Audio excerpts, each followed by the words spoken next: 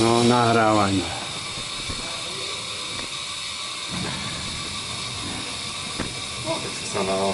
Aspoň som si to natrénoval. Keď nahodíme, naštartujeme.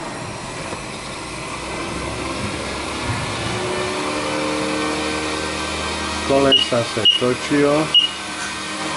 Hej. Máme polohu, ktorú chcem. Ide hore dole. Zastavím a teraz idem, spúšťam. Ideme na 8 polohe, to pracuje, hej, takto. Trápi sa, idem smerom nadol. 7 poloha, 6 poloha, 5 poloha, 4 poloha, 3 poloha, 2 poloha, to je tá maximálna rýchlosť a ideme nazad. Poloha 3, interval 4, interval 5, interval 6, nahrávaš či mrka. 7, už sa trápi, už ide pomaly 8, už ledva prejde, 9,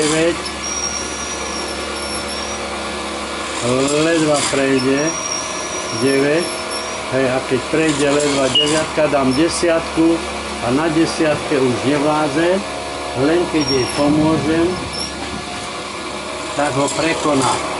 V tejto polohe je niekde už taký odpor, že to neprekoná. Hej. Poloha 10. Vrátim na 9 a pretlačím.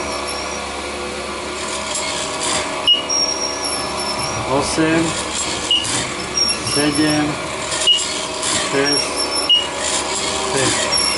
To je vypíska. 4, 3, 2, a ide.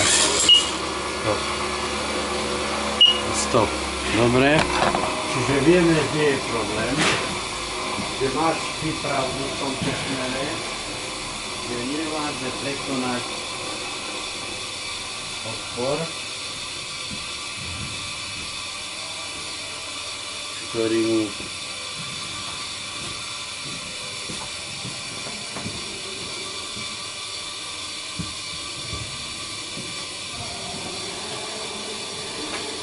to sú len dve veci. Buď je to tým serajtom, alebo je tam niečo pokrivené, ktoré keď to je na tom väčšom výkone, tak to pretlačí, ale ako sa môže byť zohnuté? Neviem. Keď tam píska. Prevrátil sa dakedy? Ja nie.